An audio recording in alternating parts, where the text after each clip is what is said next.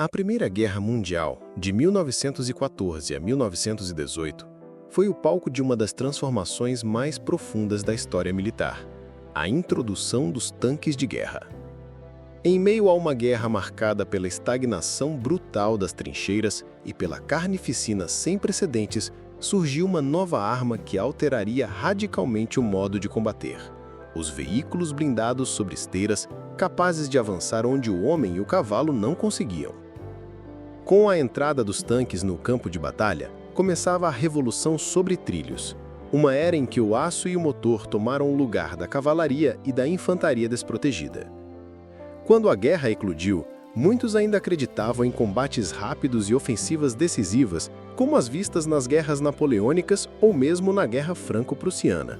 Mas logo ficou claro que o poder destrutivo das metralhadoras, artilharias modernas e minas havia superado as táticas convencionais.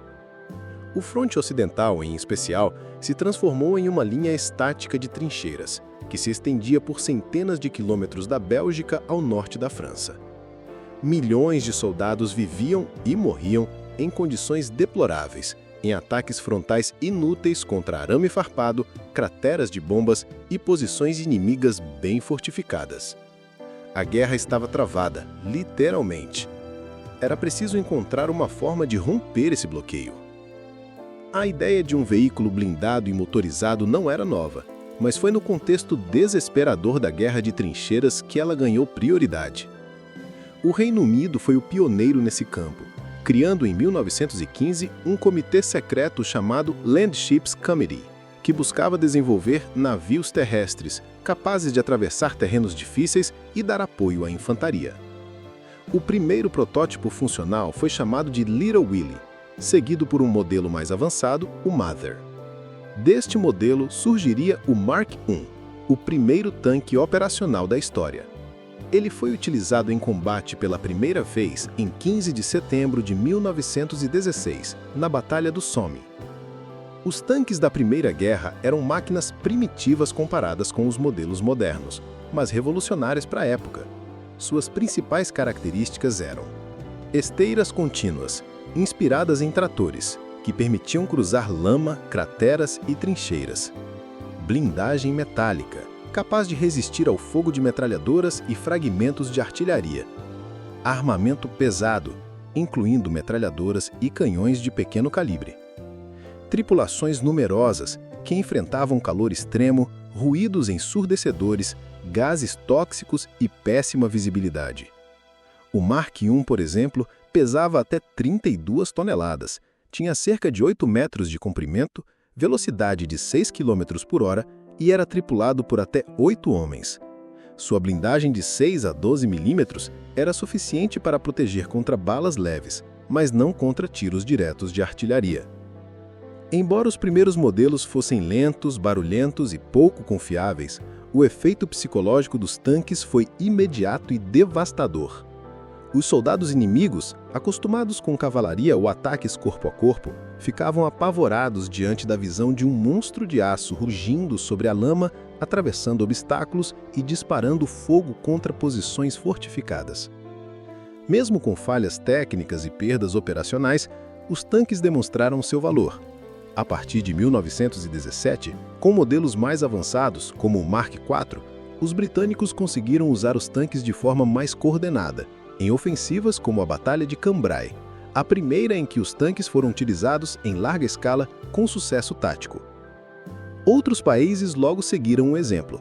A França desenvolveu seus próprios modelos, como o Schneider CA1 e mais tarde o Renault FT, considerado o primeiro tanque moderno, com torre giratória e design leve e ágil. Já a Alemanha, que inicialmente subestimou o conceito, passou a desenvolver e usar seus próprios blindados, ainda que em número bem menor. Os tanques foram fundamentais para iniciar a transição da guerra estática para a guerra de movimento. Romperam o equilíbrio da guerra de trincheiras, permitindo que a infantaria avançasse sob proteção blindada e reorganizando completamente a doutrina militar. Com os tanques, os comandantes começaram a repensar o campo de batalha como um espaço tridimensional, onde velocidade, impacto e mobilidade passavam a ser tão importantes quanto o volume de tropas. O conceito de guerra mecanizada nasceu ali e floresceria nas décadas seguintes, principalmente na Segunda Guerra Mundial, com as táticas da Blitzkrieg. Apesar de representarem apenas uma pequena fração dos combates na Primeira Guerra, os tanques deixaram um legado imenso. Eles mostraram que a tecnologia poderia redefinir as regras do combate, tornando antigas formas de guerra obsoletas. A cavalaria, por exemplo, viu seu papel praticamente desaparecer, substituído pelos blindados e veículos motorizados. O tanque provou ser mais que uma arma, era uma nova forma de pensar a guerra. Sua presença mudou o planejamento estratégico, o design de fortalezas, as formações de infantaria e até mesmo o papel da artilharia. Era o início da era dos motores, do aço e da guerra total. Os tanques da Primeira Guerra Mundial foram a centelha de uma revolução militar. Criados para romper o impasse das trincheiras, eles ultrapassaram essa missão e abriram o caminho para uma nova era de combate. Lentos, pesados e primitivos, sim, mas também audaciosos, inovadores e aterrorizantes. Eles não apenas alteraram o curso daquele conflito, mas transformaram para sempre a arte da guerra. A partir daí então, o campo de batalha nunca mais seria apenas um espaço para homens e cavalos. Agora, seria também o domínio das máquinas.